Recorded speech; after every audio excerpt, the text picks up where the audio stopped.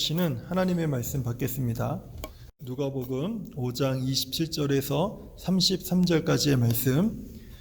그 후에 예수께서 나가사 레위라 하는 세리가 세관에 앉아 있는 것을 보시고 나를 따르라 하시니 그가 모든 것을 버리고 일어나 따르니라. 레위가 예수를 위하여 자기 집에서 큰 잔치를 하니 세리와 다른 사람이 많이 함께 앉아 있는지라.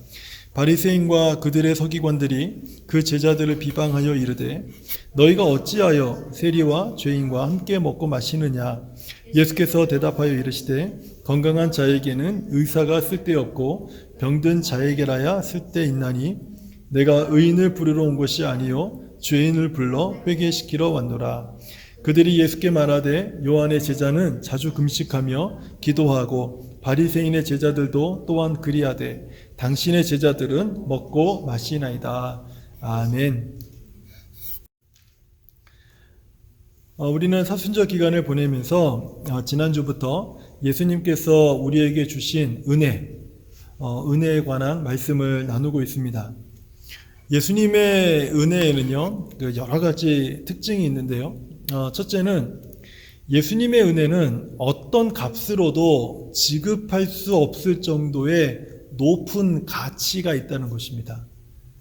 우리가 예수님의 은혜에 대해서 어떠한 값으로 지불할 수 없을 정도의 상상도 할 수 없는 높은 가치가 예수님의 은혜 안에 있다.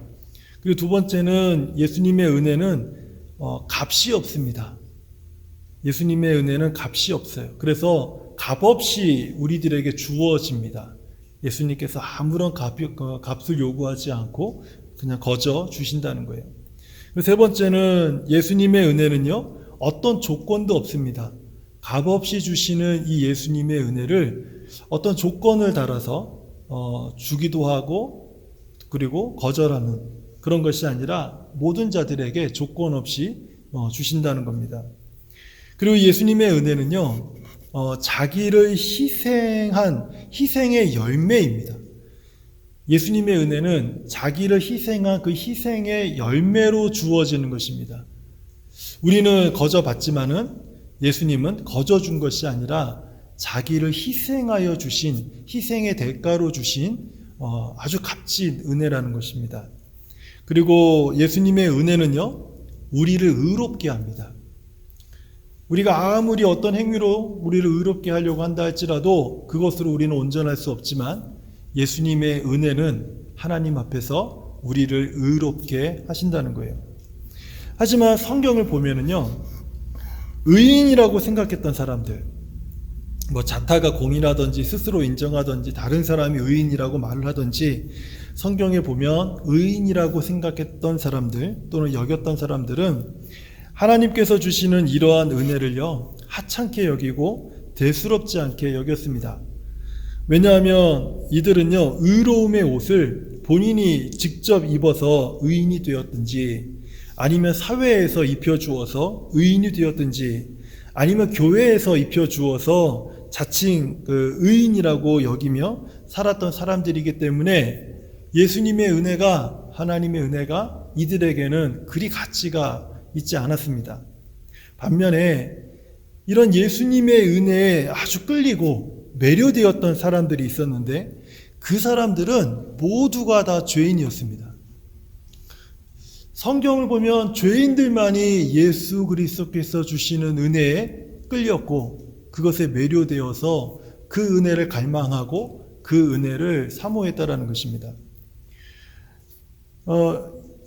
이 성경에서 말하는 소위 죄인들은요, 자칭 의인이라는 사람들이 그들 사회에서 그들을 정죄하고 무시하고 소외시켜서 죄인의 옷을 입고 살고는 있지만 이 사람들은 그런 것과 상관없이 그냥 그저 마음 깊이 자신의 죄인됨을 알고 깨닫고 자신의 죄의 문제로 인해서 깊이 고민하며 탄식했던 사람들, 바로 이 사람들이 예수님의 은혜에 끌렸던 죄인들이었습니다. 오늘 본문에서 소개된 그 레위라고 하는 사람이 나오죠. 이 사람도 바로 그러한 죄인 중에 한 명이었습니다. 당시 레위에 대한 이 사람들의 평은요, 그리 좋지 못했습니다. 그 레위와 말을 섞고 싶은 사람도 별로 없었고요. 그리고 사람들은 레위의 행동을 믿을 수가 없었습니다. 길을 가다가도 레위를 만나면 피하기가 일쑤였고요. 왜냐하면 그 레위가 그 직업이 세리였기 때문에 그래요. 당시의 세리는 로마의 지시에 따라서 유대인들에게 세금을 걷는 사람들이었습니다. 돈을 걷는 일이었기 때문에 이 세리들에게는 힘이 필요했습니다. 권력이 필요했어요. 그래서 그 힘과 권력을 로마가 그 유대인 세리들에게 다 제공해 주었습니다. 그래서 세리들은 이 로마의 힘과 권력을 등에 업고 민족들에게, 자기 동족에게 무리하게 세금을 착취했습니다. 그랬기 때문에 당시의 유대인들은 그 유대 사회에서는 이 세리들을 대표적인 매국노들로 사람들이 바라보았습니다. 그리고 악한 죄인으로 낙인을 찍어버렸죠. 그래서 세리와 죄인들을 동등한 위치에 놓고 바라봤던 그 사회가 유대 사회였습니다. 그래서 당시의 대표적인 죄인들은요, 세리의 친구들로 불릴 정도로 세리들의 그 사회적 위치, 유대인들의 사회적 위치가, 유대 사회에서의 그 위치가 어떠한지를 쉽게 알게 됩니다. 정상적인 유대인이라면 이 세리와는 사귀지도 않고 세리와 함께 있는 것 그 자체를 죄악 자체로 여겼기 때문에 세리와 말을 섞는다든지 함께 식사를 한다든지 하는 것은 굉장히 불명예스러운 그런 일이었습니다.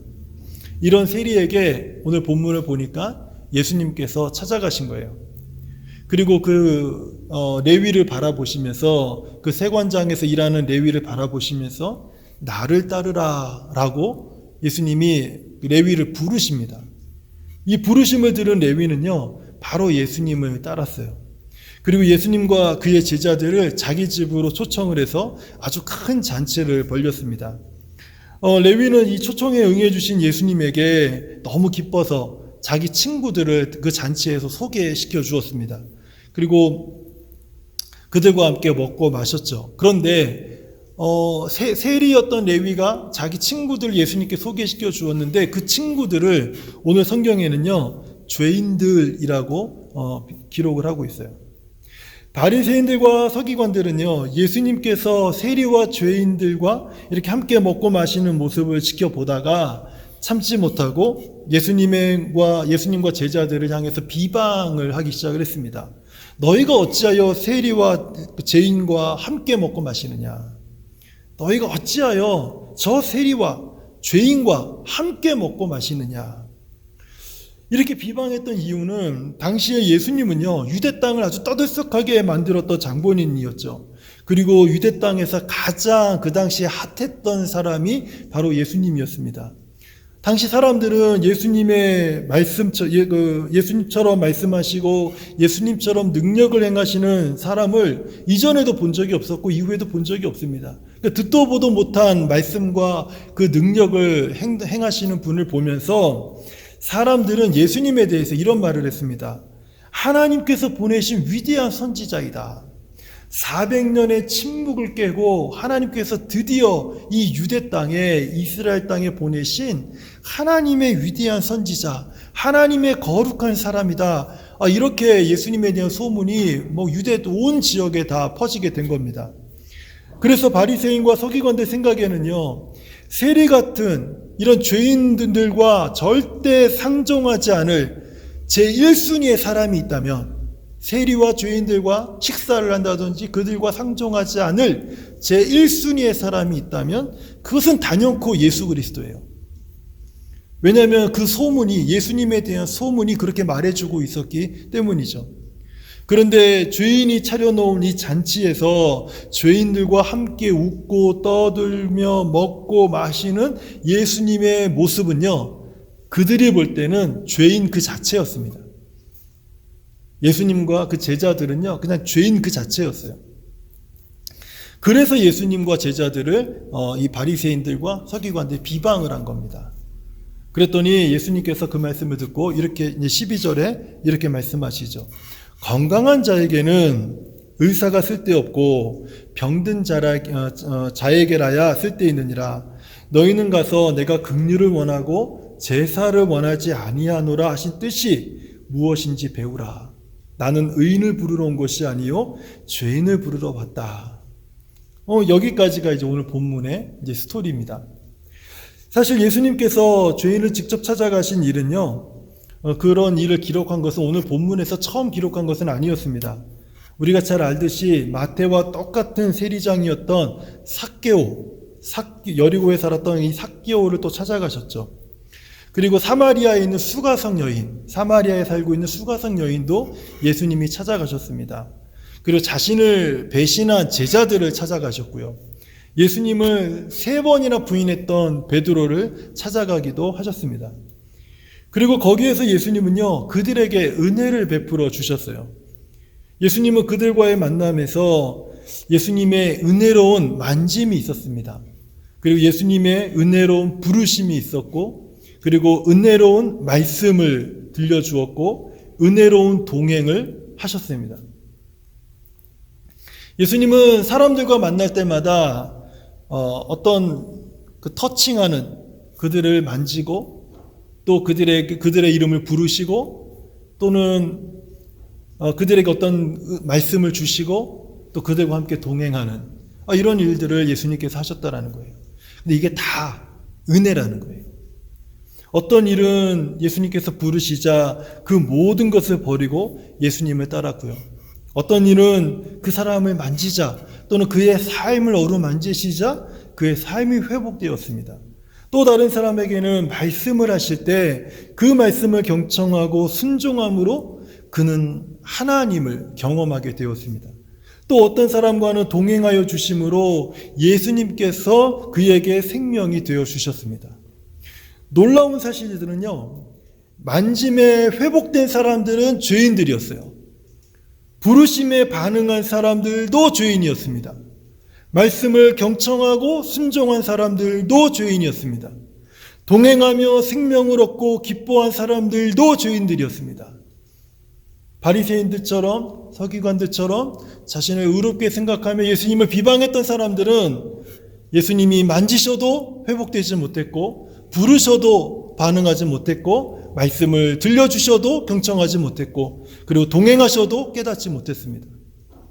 이 모든 사람들의 공통적인 특징은 모두가 마음 깊이 예수님의 은혜에 끌렸다라는 거예요.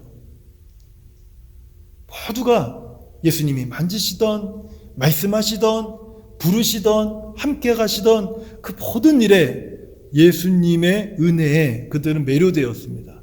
그리고 예수님께 반응을 보였죠. 그러나 예수님께서 베푼 은혜에 대해서 전혀 다른 그 반응을 보인 사람들도 있었습니다. 그들은 내가 하나님께 특별한 부름을 받은 자라고 생각했던 사람들이었어요. 그들은 내가 남들보다 성경에 대한 지식이 많다고 생각하는 사람들이었습니다. 그들은 내가 신앙생활에 대해서는 그래도 좀 알지 하는 그런 사람들이었습니다. 그래도 교회에서는 내가 나름 위치가 있지라고 생각하는 그런 사람들이었습니다. 오늘 본문에서는 이러한 사람들을요, 바리새인이다, 서기관이다 이런 이름으로 소개하였고요. 또 다른 곳에서는 대제사장이다, 사두개인이다 이렇게 소개하기도 했습니다. 또 다른 곳에서는요, 율법의 선생이다 라고 소개되기도 했습니다. 이 사람들의 공통적인 특징이 있다면 한 가지가 있는데, 예수님께서 베푸시는 은혜를 보면서 주로 평가를 했습니다. 예수님의 말씀을 평가했고, 예수님이 행하신 능력을 평가했고, 그것을 저울질했어요. 오늘 본문에서는 예수님을 2번이나 비방하는 장면이 소개되고 있습니다. 오늘 본문은 공관복음에 모두 기록되어 있는데, 특별히 누가복음과 병행하여 보면 본문의 상황을 이해하는 폭이 조금 더 넓어집니다. 마태복음 9장과 병행하여 보면 조금 이해의 폭이 넓어집니다. 한 번은 이 본문 30절에서 이렇게 비방을 하죠. 바리새인들과 그들의 서기관들이 그 제자들을 비방하여 이르되 너희가 어찌하여 세리와 죄인과 함께 먹고 마시느냐. 예수님께서 건강한 자에게 의사가 쓸데 있고 병든 자에게라야 쓸데 있나니 내가 의인을 부르러 온 것이 아니요 죄인을 불러 회개시키러 왔노라 하자, 이렇게 말씀하셨어요. 여러분들은 이 말씀이 의미하는 바가 무엇이라고 생각을 하십니까? 예수님께서 그들의 비방에 그저 변론하신 것이라고 생각을 하십니까? 저는 이렇게 생각을 합니다. 스스로 건강하다고 생각하는 사람아, 당신에게는 의사가 왜 필요하겠냐? 스스로 의롭다고 여기는 사람아, 당신에게 예수 그리스도의 구원이 왜 필요하겠느냐? 저는 이렇게 이해가 돼요.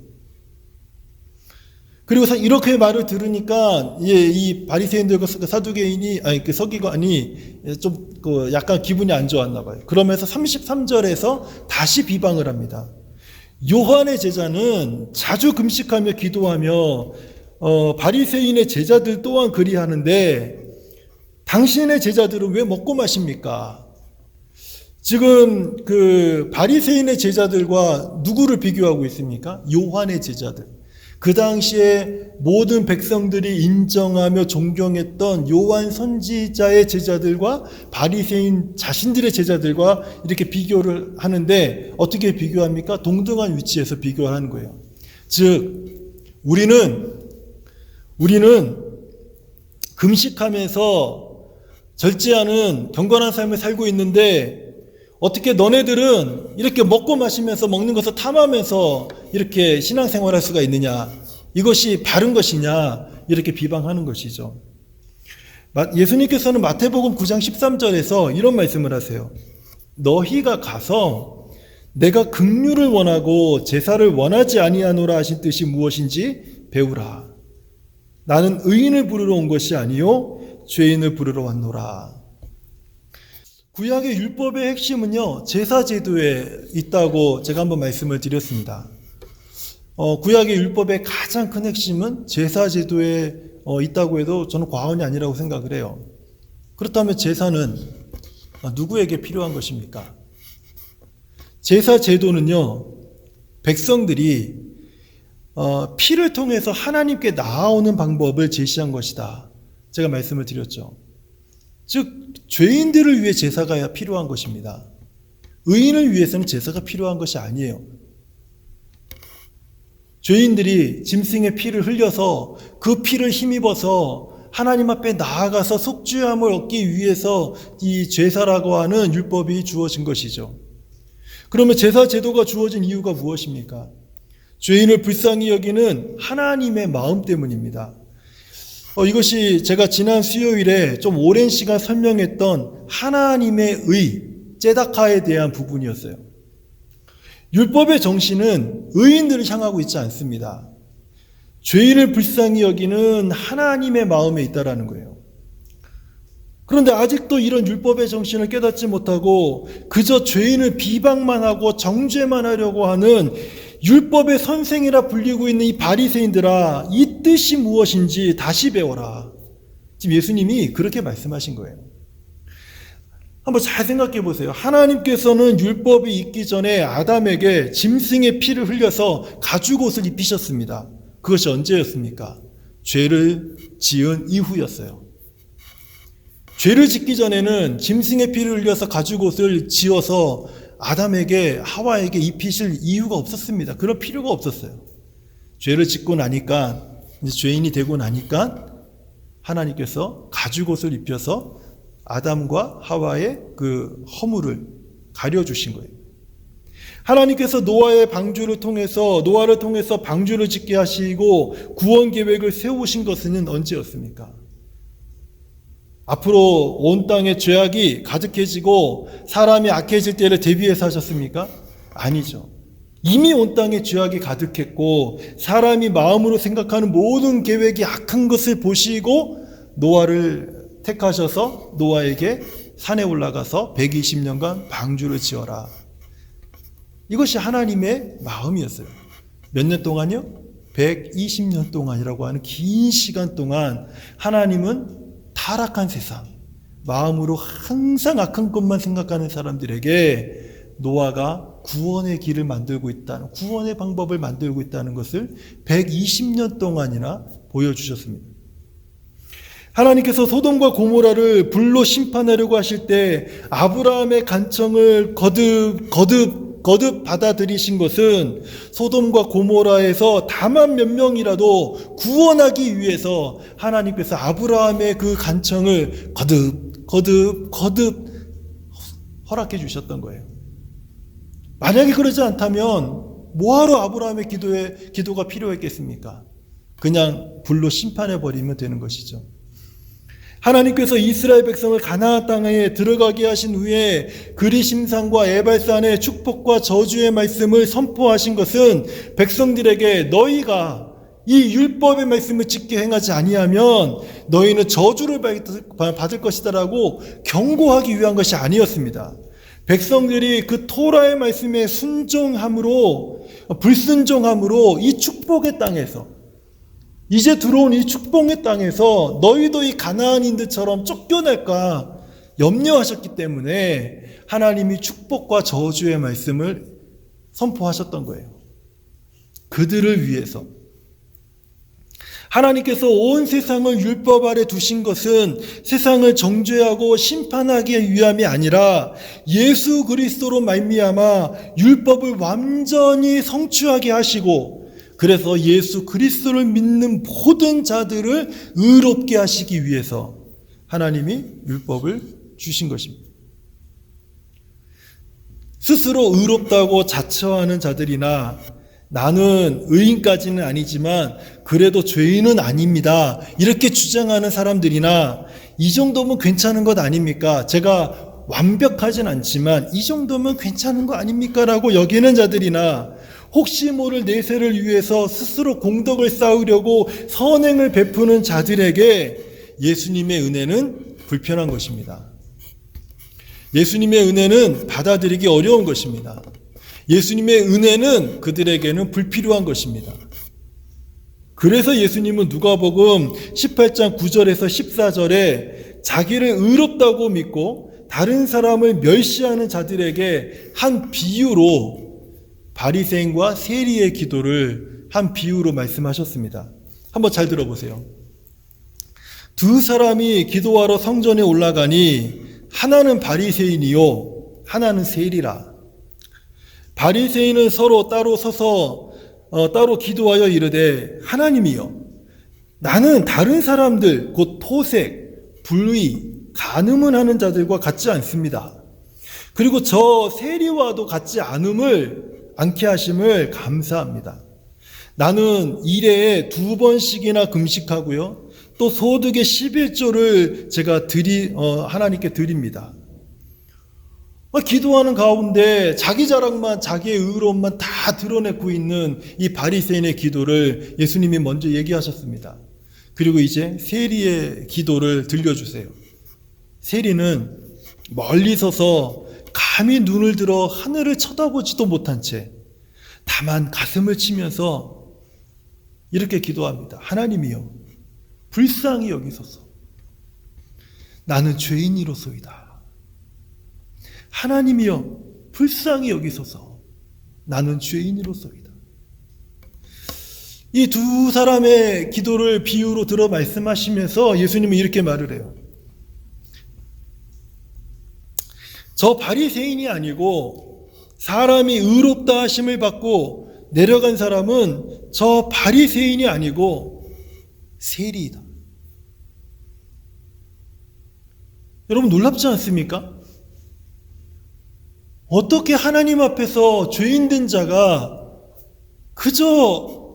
그냥 자신의 죄인됨을 탄식하고 한탄하면서 그냥 그것만 기도하고 내려갔는데 어떻게 그 사람이 의인이 될 수가 있습니까? 어떻게 하나님 앞에서 의롭다라고 그가 인정받을 수가 있습니까?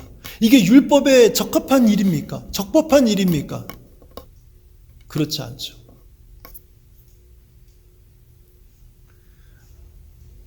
이렇게 세리처럼 탄식하며 하나님 앞에 선 사람들에게 로마서 4장 5절은요 굉장히 중요한 선언을 하고 있어요.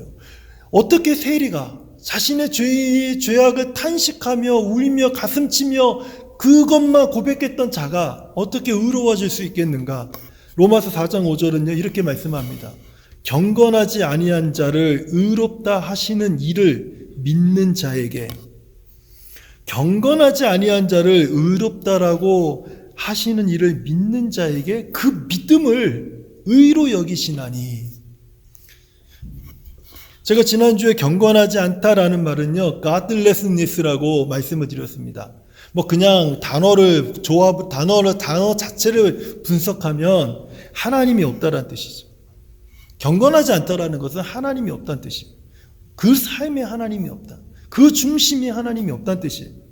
하지만 예수께서 이제 삶 속에 하나님의 살아계심을 믿고 살아가는 그 사람에게는요, 비록 내 삶이 더럽고 추하고 정말 탄식할 수밖에 없는 죄악밖에 없지만은, 그렇지만 내 안에 하나님의 살아계심을 믿고 살아가는 사람들에게는 의로움의 옷을 입혀주신다는 거예요.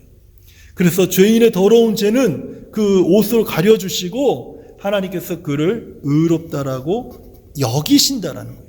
그가 의로운 사람이 되었다가 아니라 그를 의롭다라고 생각해 주신다라는 거예요. 이렇게 경건하지 아니한 사람이 의롭게 되는 것이 가능한 이유가 무엇입니까? 고린도후서 5장 21절에서 이런 말씀을 하고 있어요. 하나님이 죄를 알지도 못하신 이를 우리를 대신하여 죄로 삼으신 것은 우리로 하여금 그 안에서 하나님의 의가 되려 하심이라. 죄를 알지도 못하는 예수 그리스도를 우리 대신하여서 죄되게 하신 분은 누구십니까? 하나님이세요. 하나님께서 스스로 예수 그리스도를 우리 죄 대신 죄되게 만드신 거예요. 그래서 그를 믿는 자, 그 안에서 하나님의 의가 우리 안에 입혀지게 된 것입니다. 쉽게 말씀드리면 예수님의 흠없는 기록을 하나님이 우리에게 주시고 우리에게 흠 많은 죄악의 레코드를 예수 그리스도에게 이양시켜 버렸다라는 거예요. 내가 지금 의롭게 되어서 그래서 내가 의로운 사람이 되었다라는 얘기하는 것이 아닙니다. 레코드가, 나의 죄악된 범죄 레코드가 예수 그리스도의 의로운 레코드와 바뀌어졌다라는 거예요. 이것의 결과를 로마서 5장 1절 2절에 이렇게 말해요.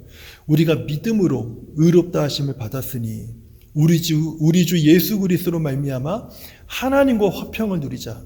또한 그로 말미암아 우리가 믿음으로 서 있는 이 은혜에 들어감을 얻었으며 믿음으로 서 있는 이 은혜에 들어감을 얻었으며 하나님의 영광을 바라고 즐거워하느니라. 여기에서 2절에서 은혜에 들어감을 얻었다. 여기서 들어감이라고 하는 헬라어 단어는요, 왕 앞으로 인도함을 받는다라는 뜻을 가지고 있다고 합니다.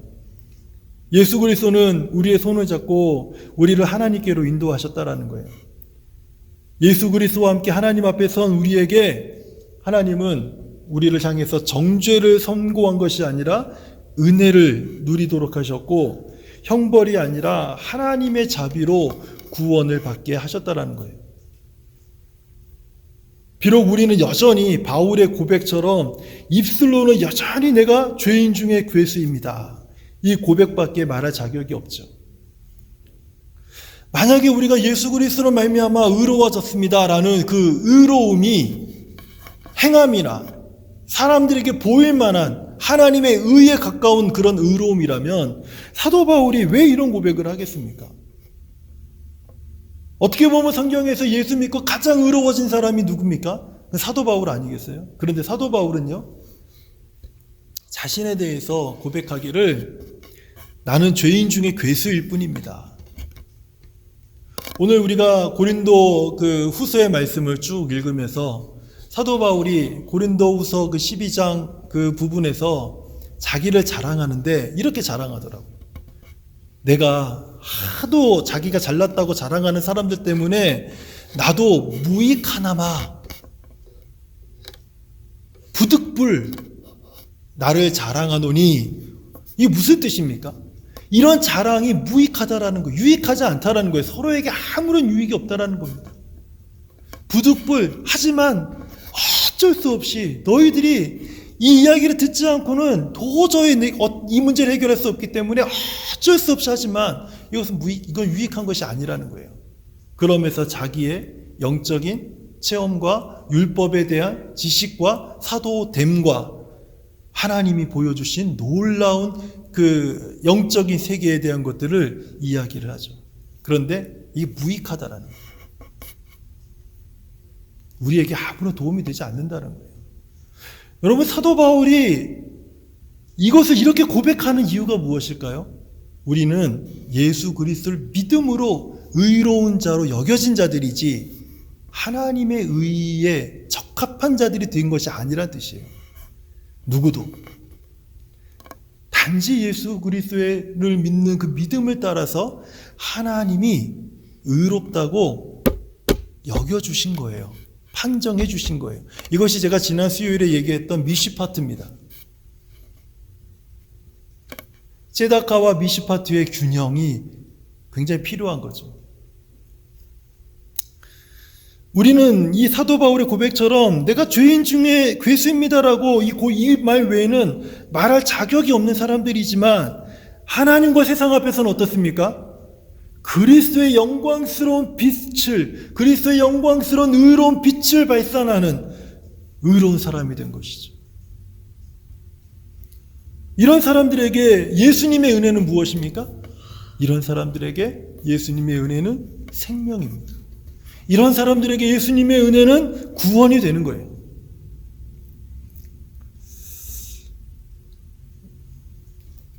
저는 예수님께서 이제 이 땅에 오신 이유를 말씀드리고 오늘 설교를 좀 마치려고 합니다.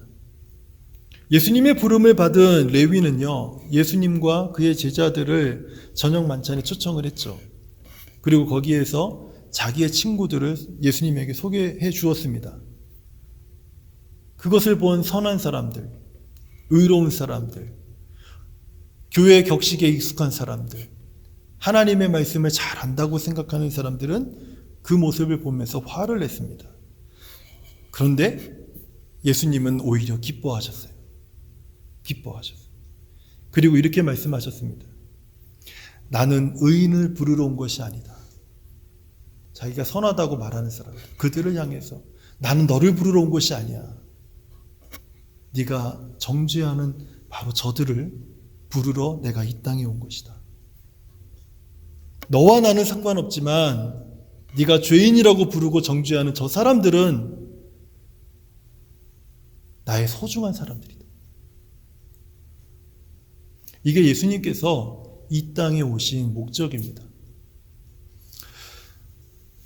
죄인됨이라고 하는 것은 우리는 그 말에 상당히 네거티브한 의미가 들어가 있기 때문에 우리는 그 말을 싫어할 수도 있습니다. 그렇지만 우리가 하나님 앞에서 내가 누구였는지, 내가 어떤 사람이었는지, 내가 얼마나 흉악한 죄인인지 이것을 깊이 깨달으면서 늘 탄식의 마음으로, 하나님 앞에 부끄러운 마음으로 하나님 앞에 서 있는 자들은요, 그저 겸손할 수밖에 없어요.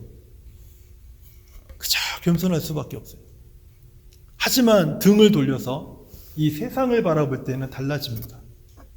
그들은 믿음으로 세상을 이기는 자들이고, 그들은 믿음으로 하나님의 의를 가진 자들이고, 그들은 믿음으로 예수 그리스도의 영광스러운 빛을 발하는 자들이에요.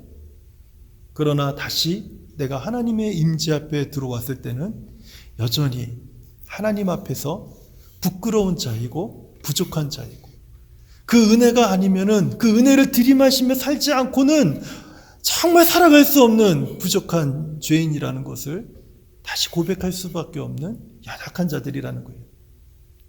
바로 이러한 사람들에게, 이러한 사람들을 위해서, 이러한 사람들을 부르시기 위해서 예수님이 이 땅에 오신 겁니다. 저는 우리 모두가 이 예수님의 은혜의 부르심을 듣고 우리 모두가 주님 앞에 나아가서 하나님께서 예수 그리스도로 말미암아 우리에게 주시는 이 은혜의 풍성함을 함께 누리는 저와 우리 모든 성도님들이 되시기를 우리 주님의 이름으로 축원드립니다. 하나님 아버지 감사합니다. 예수 그리스도께